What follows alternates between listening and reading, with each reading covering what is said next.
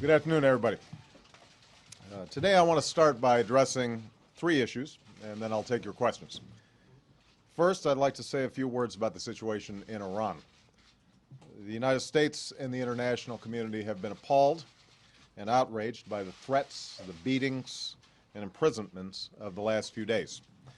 I strongly condemn these unjust actions, and I join with the American people in mourning each and every innocent life that is lost.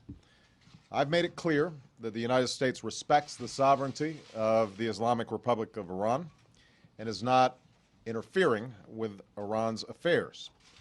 But we must also bear witness to the courage and the dignity of the Iranian people and to a remarkable opening within Iranian society. And we deplore the violence against innocent civilians anywhere that it takes place. The Iranian people are trying to have a debate about their future.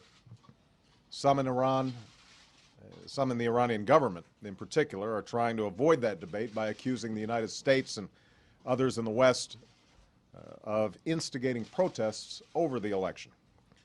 These accusations are patently false. They're an obvious attempt to distract people from what is truly taking place within Iran's borders. This tired strategy of using old tensions to scapegoat other countries won't work anymore in Iran. This is not about the United States or the West. This is about the people of Iran and the future that they, and only they, will choose. The Iranian people can speak for themselves. That's precisely what's happened in the last few days. In 2009, no iron fist is strong enough to shut off the world from bearing witness to peaceful protests of justice.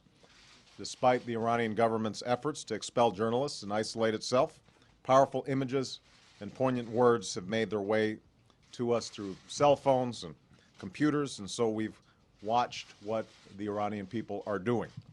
This is what we've witnessed. We've seen the timeless dignity of tens of thousands of Iranians marching in silence. We've seen people of all ages risk everything to insist that their votes are counted and that their voices are heard. Above all, we've seen courageous women stand up to the brutality and threats, and we've experienced the searing image of a woman bleeding to death on the streets. While this loss is raw and extraordinarily painful, we also know this: those who stand up for justice are always on the right side of history. As I said in Cairo, suppressing ideas never succeeds in making them go away. The Iranian people have a universal right to assembly and free speech. If the Iranian government seeks the respect of the international community, it must respect those rights and heed the will of its own people. It must govern through consent and not coercion. That's what Iran's own people are calling for, and the Iranian people will ultimately judge the actions of their own government.